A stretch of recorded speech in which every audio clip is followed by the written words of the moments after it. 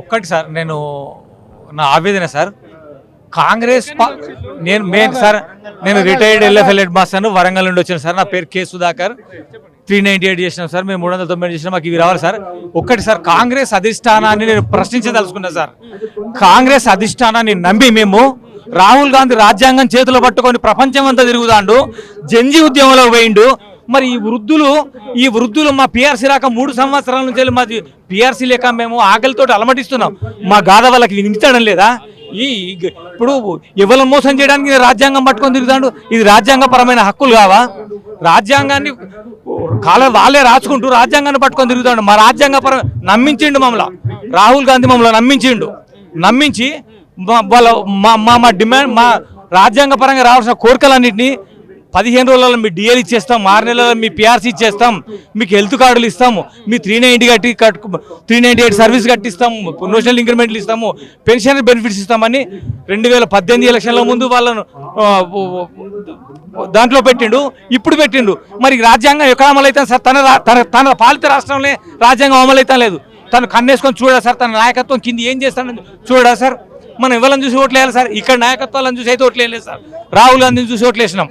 ఏమో యువకుడు ఈయనే తిరుగుతున్నాడు, రాజ్యాంగాన్ని కాపాడతాడు, మాకు తెలంగాణ ఇచ్చినామని చెప్పుకుంటాను. మా హక్కులను గత ప్రభుత్వం కాళ్ళ రాస్తా, ఈ ప్రభుత్వం ఈ కాంగ్రెస్ నమ్ముకుంటానైనా ఇస్తుందేమో అనుకుని మేము పెన్షనర్ల ముందు బయటపడి వీళ్ళకి సపోర్ట్ ఇచ్చి ఒక్కొక్కరం 100 ఓట్లు వేయించి కాంగ్రెస్ని గెలిపించాం సార్. మేము పెన్షనర్లు లేకపోతే ఇలా కాంగ్రెస్ పార్టీ లేదు. మా మీద నమ్మకంతో ప్రజలందరూ ఓట్లు వేసిండ్రు. ఇదే ప్రభుత్వం మమ్మల్ని ఇదే విధంగా మోసం చేస్తే మళ్ళీ నెక్స్ట్ టైం అవకాశం ఉంటుంది సార్. 2004లో చంద్రబాబును గద్దెదించి రాజశేఖర రెడ్డిని గద్దెనెక్కించినాము 2004లో. మళ్ళీ మధ్యలో కాంగ్రెస్ ప్రభుత్వం గెలవలేదు. మళ్ళీ మొన్న కేసీఆర్ని గద్దెదించి మళ్ళీ ఇదే ఉద్యోగులు ఉద్యమం చేసి మమ్మల్ని కేసీఆర్ మోసం చేసిండు. వీళ్ళు వచ్చి న్యాయం చేస్తారని మేము కాంగ్రెస్ హామీలు చేస్తామని హామీలు ఇచ్చిండ్రు. వీళ్ళ హామీలను నమ్మి మేము వీళ్ళని గద్దెనెక్కించినాము. మళ్ళీ 20 ఏళ్ళ దాకా కాంగ్రెస్ ప్రభుత్వం అధికారంలో రాదు. 10 ఏళ్ళు నేనే ముఖ్యమంత్రి అంటున్నారు రేవంత్ రెడ్డి. అసలు కాంగ్రెస్ అధికారంలో రాదు. ఏ పార్టీలో పోయి చేస్తాడు సార్? కాంగ్రెస్ అధికారంలో రాదు. ఇక నేను చెప్తున్నా కదా సార్, మేము కాంగ్రెస్ అంటే అసలు కాంగ్రెస్ బలమే ఉద్యోగస్తులు పెన్షనర్లు. తన ఓటు బ్యాంక్ ఇది. తన ఓటు బ్యాంకు తనే నరుక్కుంటాంది, తన కాళ్ళని తనే నరుక్కుంటాను. కాంగ్రెస్ అంటే ప్రభుత్వం ఒక పక్క ప్రజాపాలన అంటా ఉంది. దాదాపు ఇప్పటికి 100-200 పైగా చనిపోయారు రిటైర్డ్ ఎంప్లాయీస్ సంబంధించి. మరి ఎందుకు మరి ప్రభుత్వం దృష్టికి పోవట్లేదా? అసలు ఎందుకు సార్? నేను అనుకుంటాను సార్, ప్రజల బయట మాట అంటాను సార్. వాళ్ళ నాయకత్వానికి ఎక్కిండ్రు, వాళ్ళు అధికారానికి వచ్చిండ్రు. దాదాపుగానైతే ప్రజలు మాట్లాడుకునే మాట సార్. వాళ్ళ సొంత ప్రయోజనాలే తప్పితే కానీ ప్రజా ప్రయోజనం అయితే లేదు సార్. ఇది ప్రజాప్రభుత్వం అయితే కాదు సార్. ఇది నేను ఖచ్చితంగా చెప్తాను, ఇది ప్రజాప్రభుత్వం కాదు, ప్రజా పరిపాలన కాదు. ప్రజా పరిపాలన సార్ మేము వట్టిగా అడుగుతాను సార్. మేము జీతం చేసిన నీ దగ్గర ఒక కూలివాడు ఇంటికి వస్తే పొద్దున్న పని చేస్తే సాయంత్రం పెట్టేప్పుడు జీతం చేతిలో పెడతాం. నువ్వు 30 రోజులు పని చేసి జీతం చేతిలో పెట్టావు. మేము పెన్షన్ అంటే మా డిఫర్డ్ స్కిల్స్ సార్. మా పెన్షన్లు అనేటి డిఫర్డ్ స్కిల్స్. మేము దాచుకున్న పైసలు మాకు ఇస్తాను అంటే మేము ప్రజలకు సేవ చేసినాము. వాళ్ళు కట్టిన పన్నుల ద్వారా వచ్చిన ఆదాయాన్ని మాకు ఇవ్వాల్సిన బకాయి కింద ఇస్తున్నాడు ఆయన. అంతేగాని ఇవ్వాలి ఇంట్లో నుంచి ఇవ్వడం లేదు. ఎవరు సొంత జాగీర్లు అమ్మియడం లేదు. అంటే ప్రభుత్వం ఏమంటా ఉంది, ఆర్థిక పరిస్థితి బాగాలేదు, కావాలంటే మా జీతాల నుండి ఇస్తామని చెప్పేసి రీసెంట్ గా కొంతమంది నాయకులు మాట్లాడారు. ఏం చెప్తారు వాళ్ళకి సమాధానం? సార్ ఒక్కటి సార్ దీనికి ఒక్కటి సమాధానం సార్. ఇప్పుడు మా లైఫ్ మేము ఎట్లా లైఫ్ లీడ్ చేస్తున్నామో, మా జీవన నాణ్యత ఎట్లున్నదో, మన జీవన ప్రమాణాలు ఎట్లున్నాయో ఈ నాయకత్వంలో మాట్లాడిన వాళ్ళందరూ వాళ్ళ వ్యక్తిగత ఆస్తులన్నీ త్యాగం చేసి మాలాగా రమ్మన్నాడు సార్. వాళ్ళు జీతాలు తీసుకోకుండా మేము పెన్షన్లు కూడా అడగం సార్. వాళ్ళ ఆస్తులు వాళ్ళ బినామీ ఆస్తులు, వాళ్ళ సొంత ఆస్తులు, వాళ్ళ భార్య పిల్లల పేరు మీద ఆస్తులు, వాళ్ళ కంపెనీలో పెట్టిన ఆస్తులు, వాళ్ళు ఫారిన్లో పెట్టిన పెట్టుబడుల ఆస్తులు అవన్నీ వదిలేసి రమ్మనండి. వాళ్ళన్నీ వదిలేసి రమ్మనండి సార్. మేము కూడా ఛాలెంజ్ చేస్తాం సార్. మేము కూడా ఇప్పుడు ఎక్స్ట్రా 4 గంటలు పని చేస్తాం సార్. రిటైర్ అయినా కూడా వచ్చి మిమ్మల్ని పని చేసి సంపాదించి పెడతాం. మేము రీసెంట్ గా ముఖ్యమంత్రి గారు ఒక మాట అన్నారు, నేను మధ్యతరగతి కుటుంబాన్ని, మిడిల్ క్లాస్ వ్యక్తిని, నాకు ఆ బాధలు తెలుసు అని మాట్లాడారు. మరి మీ బాధలు తెలియట్లేదు సార్? ఆయన పుట్టుక మధ్యతరగతే కావచ్చు, పెరగడము మధ్యతరగతే కావచ్చు, కానీ ఆయన వ్యవహారాలన్నీ ప్రపంచానికి అందరికి తెలిసి ఉన్నాయి సార్.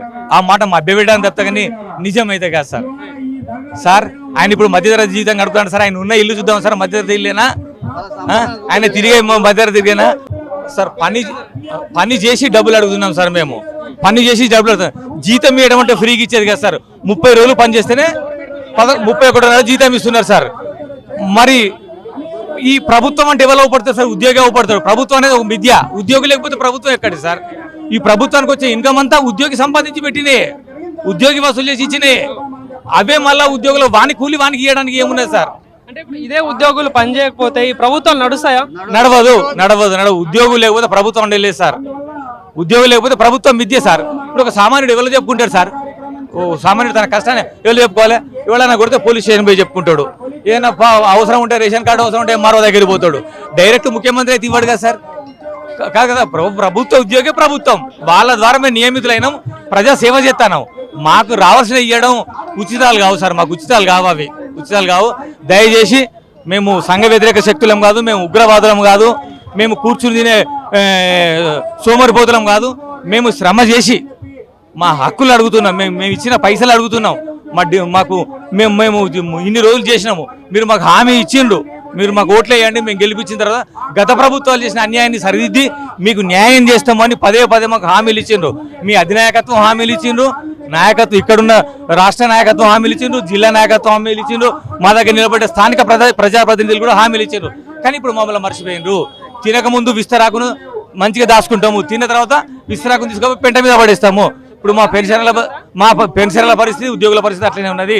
మా దాదాపు ఉద్యోగ సంఘ నాయకులు కూడా కళ్ళు తెరవాలి. వాళ్ళు ప్రభుత్వానికి ఎందుకు భయపడతాండ్రో, వాళ్ళకి మరి ఏమైనా వ్యక్తిగత ప్రయోజనాలు ఉన్నాయా, ఏమున్నాయో మాకు తెలియదు. కానీ మా నాయకులు, మా ఉద్యోగ సంఘ నాయకులు ఇకనైనా ముందుకు వచ్చి కళ్ళు తెరిచి మా సామాన్య ఉద్యోగుల బాధలు గమనించి అయినా ఇకనైనా చేయాలి సార్. పెన్షన్ హెల్త్ కార్డ్స్ అయితే మామూలు ఆసుపత్రి కూడా పట్టించుకోవడం లేదు సార్. ఆరోగ్యశ్రీ అయినా పట్టించుకుంటాను కానీ మా పెన్షన్ హెల్త్ కార్డును పట్టించుకోవడం లేదు.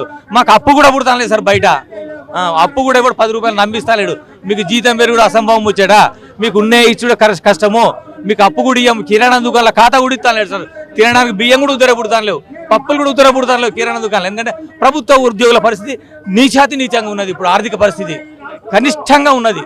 కాబట్టి దయచేసి మేము సార్, ఏ ప్రభుత్వమైనా ఇది తెలంగాణ రాష్ట్రం ధనవంతమైన రాష్ట్రం అంటున్నారు. రెవెన్యూ కూడా అదే విధంగా ఎక్కువ ఉన్నది. మీరు ఎక్కడ పోతాను రెవెన్యూ అంతా మీరు దుబారా చేస్తాను, మీ ఇష్టమైన ఖర్చులు పెట్టుకుంటాను, మీకు నచ్చిన విధంగా చేసుకుంటాను. కానీ ఇవ్వాల్సిన విధంగా ఇవ్వడం లేదు. దయచేసి మా నాయకులు, ప్రభుత్వం, మేము ప్రభుత్వానికి మీ అనువుగా ఉండి సేవలు చేసేవాళ్ళము. మళ్ళొకసారి మీ ప్రభుత్వం అధికారంలోకి రావాలి.